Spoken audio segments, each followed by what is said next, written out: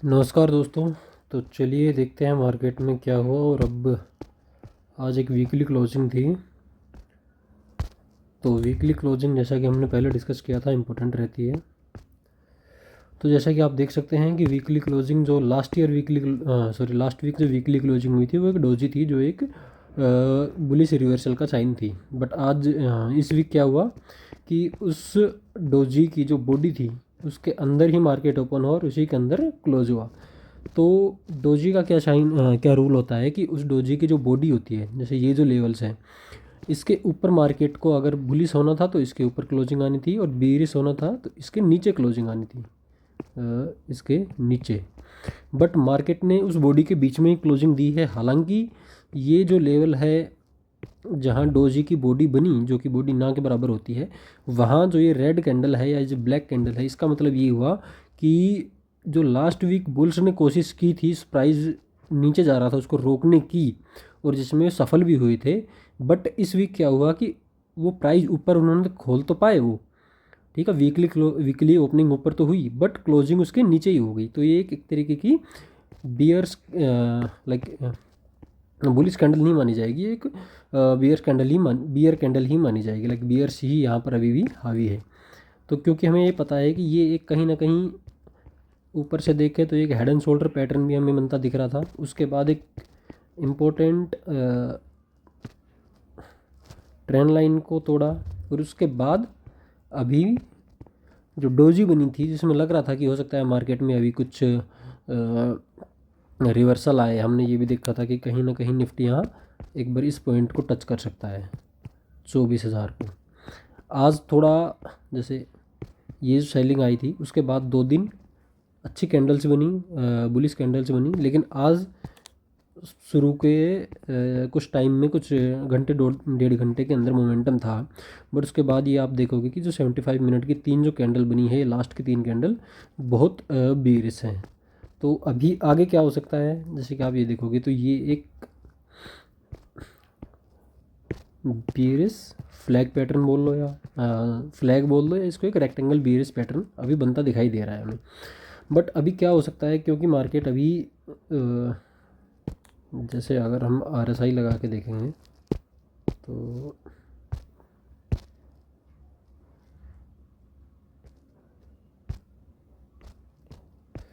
अगर हम RSI देखें तो RSI कहीं ना कहीं एक डाइवर्जेंस सा बना रहा है कि यहाँ से प्राइस तो नीचे जा रहा है, लेकिन यहाँ से जो RSI जो रिलेटिव स्ट्रेंथ है वो अभी ऊपर की तरफ है। तो क्योंकि अभी बजट भी आना है, हालांकि हमें ये पता है कि बजट जो है या कोई इवेंट है वो ट्रेंड चेंज नहीं कर सकती मार्केट का, बट हो सकता है वोलेटिलिटी बढ़ जाए। इसका मतलब हो सकता है निफ्टी एक बार यहाँ से इस रेंज के अंदर, जो ये है कि हमारी 23,900 से 24,000, यहाँ तक एक बार निफ्टी होकर आए। ठीक है, कि बजट में कुछ या तो एंटिसिपेशन होगा कि बजट में कुछ अच्छी चीज़ आ सकती है, या बजट में कुछ हो सकता है अच्छा आ जाए, उसके बाद उसके एंटिसिपेशन में मार्केट एक बार यहाँ तक जा सकता है। यहाँ से फर्दर सेलिंग मुझे अभी भी नहीं लग रहा, बट मतलब बजट है इसलिए नहीं लग रहा। बट सिर्फ हम बजट को अगर हटा दें और सिर्फ ये देखें कि क्या टेक्निकल एनालिसिस के हिसाब से कोई सेलिंग हो सकती है, तो बिल्कुल सेलिंग हो सकती है। क्योंकि कभी कहीं भी मार्केट ने, ये देखो, टॉप बनाया, लोअर टॉप बनाया, फिर लोअर टॉप बनाया, लोअर हाई बनाया, लोअर हाई बनाया, एक भी अपने लोअर हाई को जो है वो ब्रेक नहीं किया है ऊपर की साइड। तो अभी सबसे जो पहला साइन होगा वो पहले तो यही होगा कि इस जो ये हाई है 23,400 के ऊपर मार्केट जाए। 23,400 के ऊपर सस्टेन करती है तो फिर 23,900 एक बार मार्केट देखेगी ऊपर की तरफ। बट क्योंकि अभी बजट आना है तो बजट में हो सकता है कि वॉलेटिलिटी रहे। हो सकता है हम अगर शॉर्ट पोजीशन लेके जाएं तो मार्केट किसी खबर से ऊपर की तरफ खुल जाए। लास्ट जो 75 मिनट की कैंडल थी, यहाँ पर मैंने एक शॉर्ट पोजीशन भी बनाई थी, लेकिन मैंने वो end of the day close कर दी। क्योंकि एक तो वीकेंड है, बीच में 2 दिन आ रहे हैं, उसके बाद बजट की हो सकता है कोई न्यूज़ आ जाए, उस चक्कर में मैं ओवरनाइट ट्रेड नहीं लेके गया। बट अभी भी मार्केट देखे तो कहीं भी रिवर्सल के साइन नहीं है। हमें एक होप है यहाँ तक मार्केट आने की, बट अभी देखते हैं क्या होता है। ट्रेडिंग पर्सपेक्टिव से मैंने 2-3 स्टॉक्स उठाए थे कि भी अगर निफ्टी के अंदर थोड़ा मोमेंटम आता है तो हो सकता है कुछ स्टॉक्स चल जाएं, जैसे कि ये स्टॉक था एरोफ्लेक्स करके जो मैंने कल यहाँ पर बाई किया था। उसके बाद एक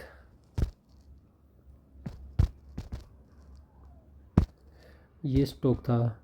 बट स्टॉक्स भी जैसे अगर मार्केट में मूव आना होता है ना, तो स्टॉक्स में पहले ही मूव आ जाता है अच्छे स्टॉक्स के अंदर। बट अच्छे स्टॉक्स में भी अभी मूव नहीं आ रहा, इसका मतलब ये है कि मार्केट अभी काफ़ी वीक चल रहा है। और अगर हम बैंक निफ्टी को देखें तो बैंक निफ्टी भी जैसा हमने कहा था कि बैंक निफ्टी गिरते टाइम भी ज़्यादा गिरेगा और बढ़ते टाइम भी ज़्यादा बढ़ेगा। तो जब ये यहाँ से बढ़ा तो यहाँ बढ़ा भी ज़्यादा लेकिन गिरा भी ज़्यादा। ऐसे ही अगर हम और स्टॉक्स की बात करें तो सेक्टर्स की बात करें तो आज फार्मा सेक्टर अच्छा खासा गिरा। स्मॉल कैप इंडेक्स की बात करें तो स्मॉल कैप इंडेक्स में तो कहीं भी ये नहीं लग रहा कि थोड़ी बहुत स्ट्रेंथ हो।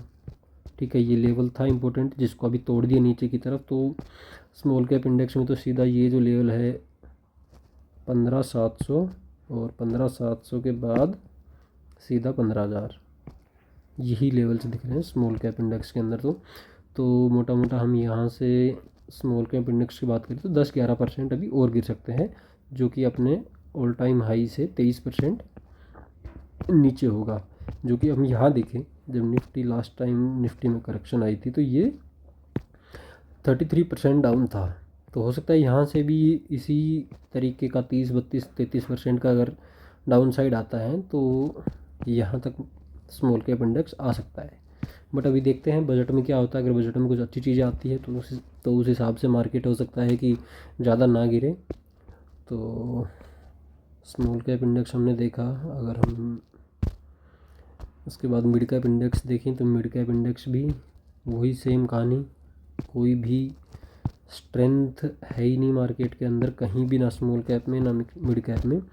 आईटी सेक्टर ज़रूर स्ट्रॉन्ग था क्योंकि एक तो यूएस के अंदर न्यूज़ आ रही हैं उनके चलते, और कुछ जो मिड कैप आईटी है उन्होंने भी अच्छा रिजल्ट दिया, जैसे कॉफोरेज हो गई, परसिस्टेंट हो गई, ऐसे कुछ mid cap IT. So mid cap IT की वजह से आईटी अप था। उसके बाद अगर हम देखें तो फार्मा भी आज डाउन था। फार्मा में भी एक अच्छी क्लोजिंग हम नहीं कहेंगे।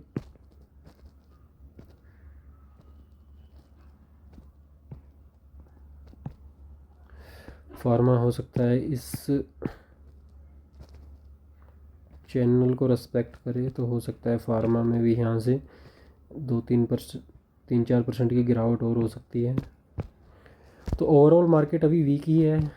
ठीक है, निफ्टी को अगर हम देख लेते हैं एक बार लाइन चार्ट पे अगर देखते हैं हम, तो ये जो हमने बोला कि 24,000 ये इम्पोर्टेंट है क्योंकि ये एक स्विंग हाई है।